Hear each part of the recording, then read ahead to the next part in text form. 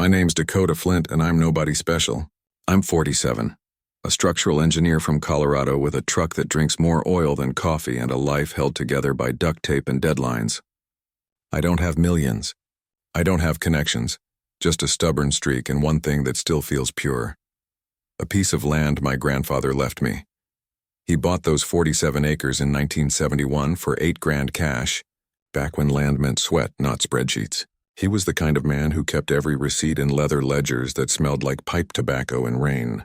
When he passed, the deed came to me with a single note folded inside. Don't let the bastards take what's yours. At the time, I thought it was sentimental. I had no idea it was prophecy. Life got busy.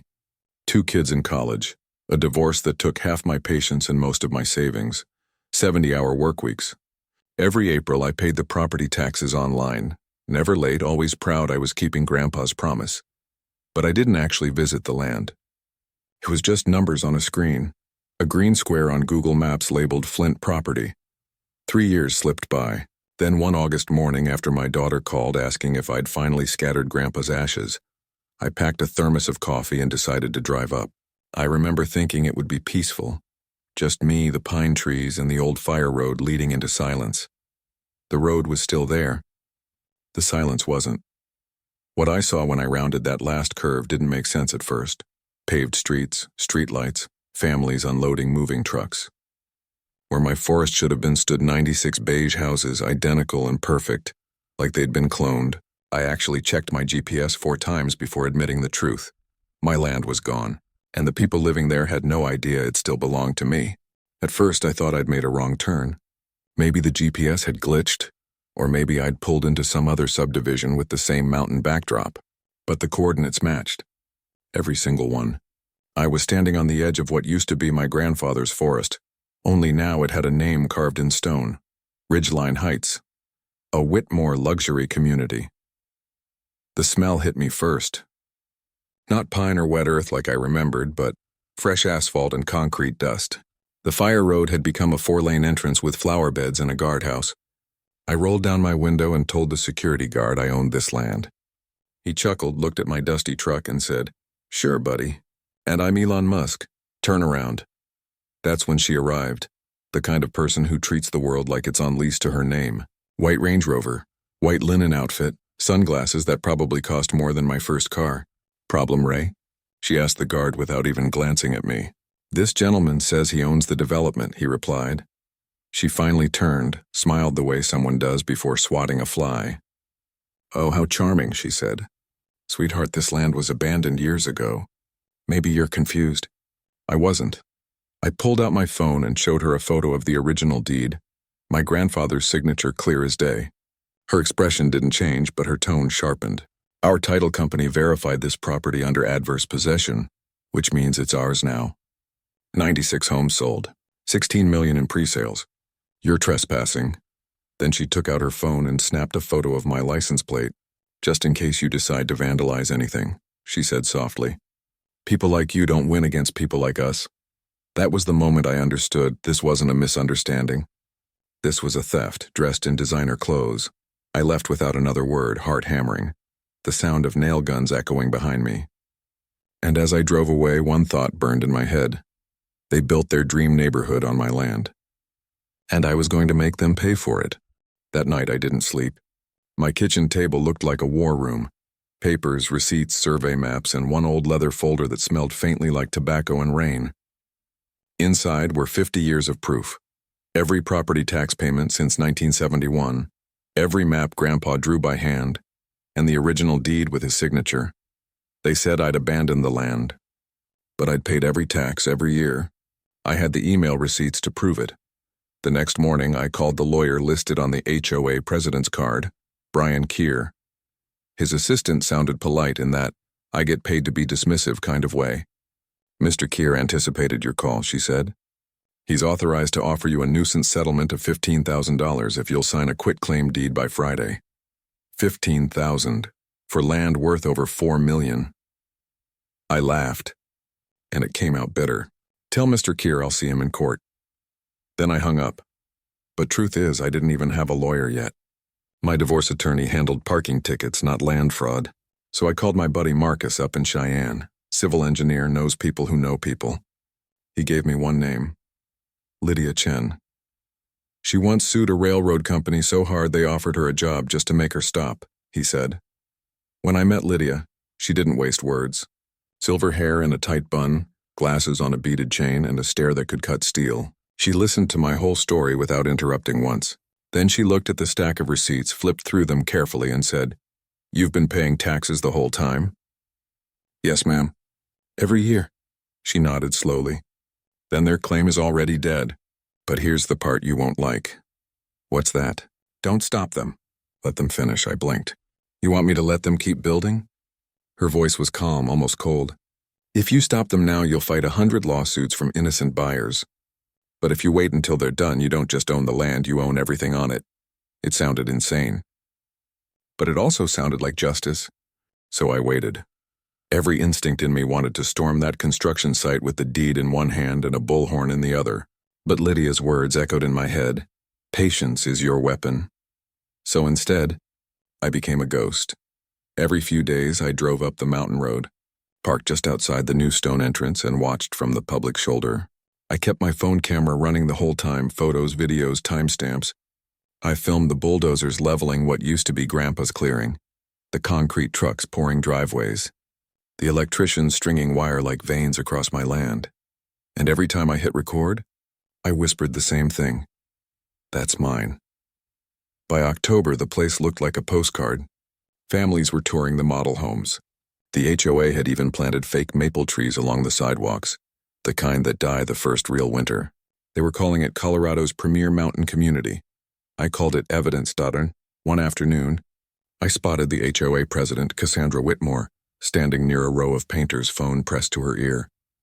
She saw me parked on the hill and froze. A second later, she started pointing. 20 minutes later, a sheriff's cruiser pulled up behind my truck. The deputy was young, polite, uncomfortable. "Sir, Mrs. Whitmore says you're harassing her crew." "I'm parked on a public road," I said, handing him my license. "And I'm documenting construction on my property. Check county parcel number 559324008. He sighed. "Look, if there's a dispute, that's civil court.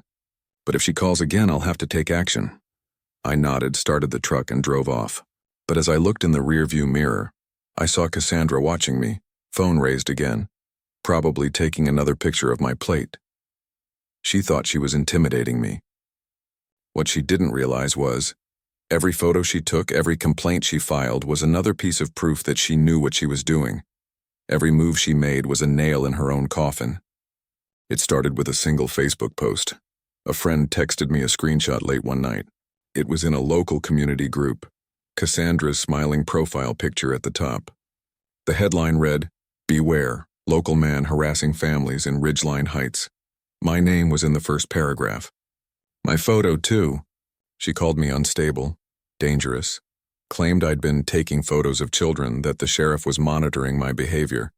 She even said I was pretending to own property I'd abandoned. Within an hour, it had 200 shares. By morning, it had 1,000. My phone buzzed nonstop, texts from coworkers, old friends, even my ex-wife asking if it was true. My daughter Emma called crying. "Dad, what's happening? People at school are saying you got arrested."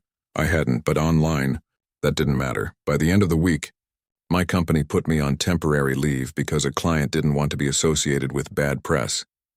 A few neighbors stopped waving. One actually crossed the street when I walked my dog. I called Lydia in a panic. "She's destroying my life," I said. Her voice was calm, clinical. "Good, that means she's scared. Every lie she posts, every comment she encourages, it's all defamation and it's all evidence. Screenshot everything. Don't respond, but my kids, I know. Let me handle it. You stay quiet. Silence is strategy." So that's what I did. I took screenshots of every insult, every rumor, every stranger calling me a predator or con artist. I printed them and added them to the growing folder labeled Evidence, Ridgeline Heights. But staying silent felt like swallowing fire. When they spray-painted "pervert" across my garage door, I called the sheriff again. The deputy shrugged, said he couldn't prove who did it. But I knew Cassandra was winning the public battle. But what she didn't understand was, every lie she told was another brick in the wall I was building around her. I wasn't losing control. I was setting the trap. When people push you into a corner, you either curl up or start digging for a way out. I chose to dig. Late nights turned into early mornings at my kitchen table, laptop glowing, coffee going cold. I pulled county records, permit filings, business registrations, anything with the name Whitmore on it. What I found didn't look like community planning. It looked like organized crime in khakis. Whitmore Development LLC, registered in Delaware. Ridgeline Capital Group, same address, different shell. And the real kicker, Cassandra's husband, Preston Whitmore, owned the financing company that funded the build. So the HOA president selling the homes was married to the man loaning himself the money to build them. If that's not fraud, it's at least dinner conversation for federal court. I sent everything to Lydia. Every PDF, every screenshot, every odd transaction buried in public records. 2 hours later, she called. "Dakota, this isn't sloppy paperwork. This is premeditated fraud." "How bad?" "Bad enough the FBI would take interest if we package it right." Then she said the words that made the hair on my arms rise. "I think we just found your smoking gun."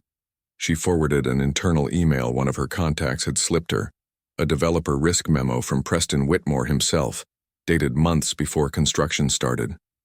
It said word for word, owner listed as William Flint's grandson, property taxes paid through 2021. Adverse possession unlikely to hold up in court, but if we move fast, we can build before anyone notices. Worst case scenario, litigation. Reward outweighs risk. They knew. They knew I still owned it. And they did it anyway. When I finished reading, Lydia's voice came through the phone, steady as steel. "This isn't civil anymore. This is criminal, and once a judge sees that email, they'll beg us to settle." That night, I opened the window, looked out at the mountains, and for the first time since this nightmare started, I felt the wind shift. They'd taken my land. They'd taken my name, but now I had the receipts and soon I'd have their empire. The Boulder County Courthouse smelled like floor wax and tension. It was one of those cold mornings where your breath fogs inside your chest, not outside. Lydia met me at the front steps. Crisp navy suit, eyes sharp as broken glass. "You ready?" she asked. I wasn't. My palms were sweating through my only suit, the one I'd worn to my daughter's graduation. But I nodded anyway. Inside, the courtroom was packed. Developers, reporters, even a few homeowners who'd unknowingly bought stolen land. Cassandra sat at the defense table in a cream-colored suit, perfectly composed, pretending none of this was real. Beside her, Preston leaned back, smirking like a man who'd already made bail.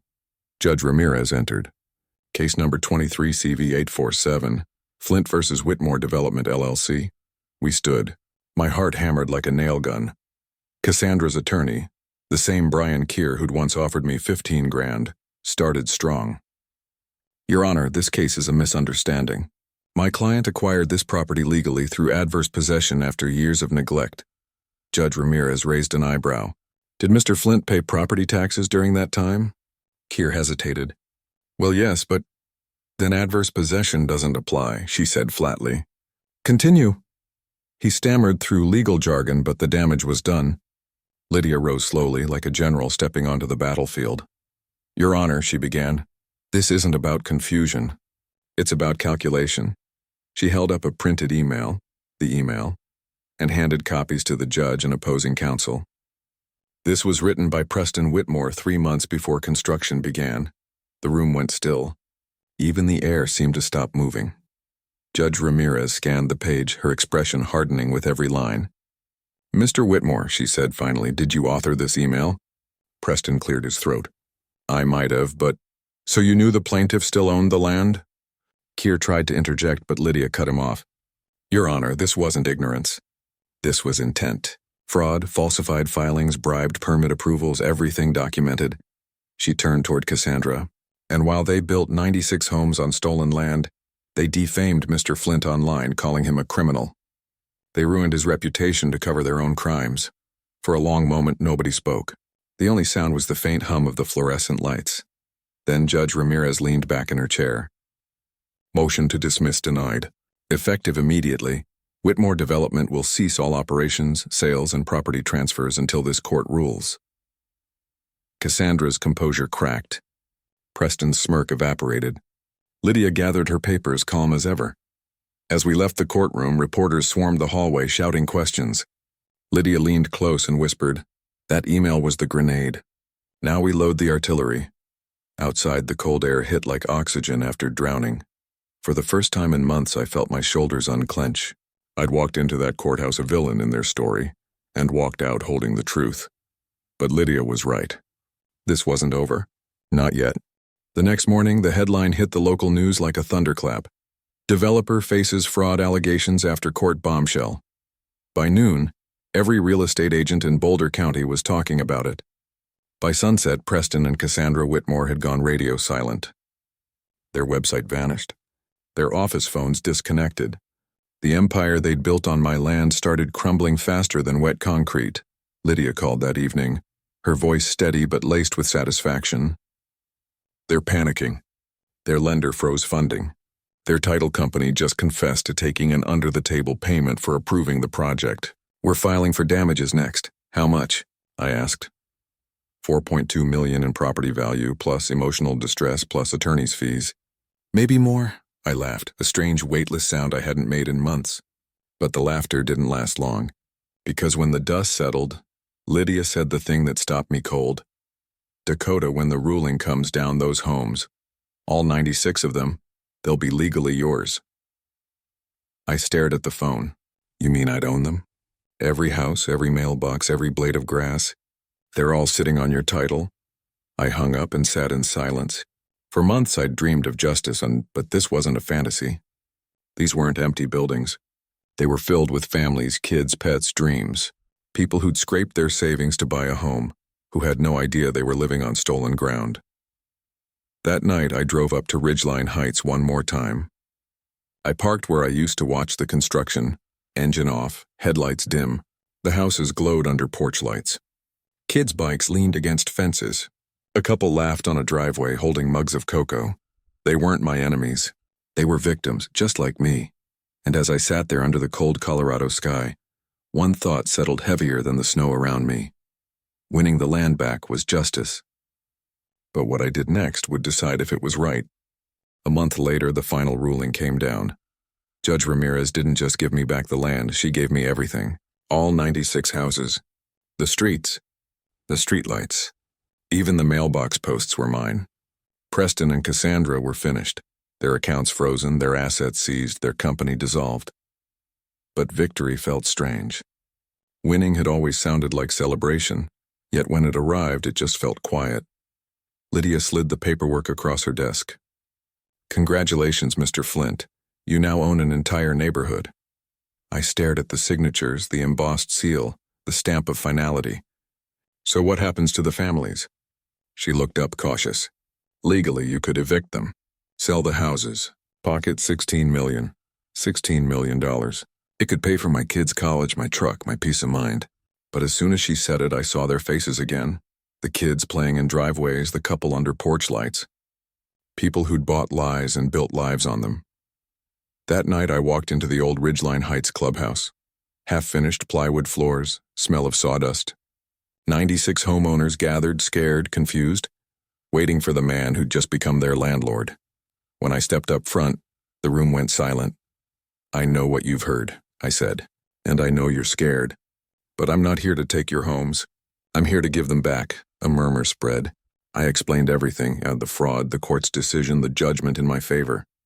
Then I told them the plan. I was creating the Ridgeline Heights Community Trust. Every family would keep their home at the price they paid. No banks, no interest, no new loans. The room erupted. Applause, tears, disbelief. One woman, Sarah Chen, house number 67, hugged me so hard I thought my ribs would crack. You saved us, she said. I smiled. No, we saved each other. The trust paperwork was signed 2 weeks later. And for the first time in years, I drove back to my land, to the northern edge that still had untouched forest. That's where I built my cabin. Just me, the pines, and the promise Grandpa left behind. Don't let the bastards take what's yours. I hadn't, but I'd learned something bigger. That sometimes what's yours isn't meant to be kept. It's meant to be shared. I still keep Grandpa's deed in a glass frame above my desk. Not as proof of ownership, but as proof of survival. That old man didn't leave me wealth. He left me a warning. Don't let the bastards take what's yours. Back then, I thought it meant defending what you own. But now I understand what he really meant. Protect what's right, even when it costs you, especially when it costs you. Those 96 families still live on that land. Their kids ride bikes down the streets I once fought to reclaim. And every year the William Flint Memorial Scholarship sends one Colorado student to college, paid for by the land that almost got stolen. Sometimes I walk through the neighborhood at dusk. Nobody recognizes me. I like it that way. I'll see porch lights flicker on, smell dinner cooking, hear laughter through open windows. And I think this is what justice should sound like, not revenge. Not profit, just peace. So here's my question to you. Have you ever faced someone who thought money, power, or titles gave them the right to take what's yours? If you have, keep your receipts, every one of them. And if this story reminded you that good people can still win, hit that subscribe button, because I've got more stories like this. Stories where the little guy fights back, where truth beats greed, and where justice actually means something. Until next time, protect what's yours.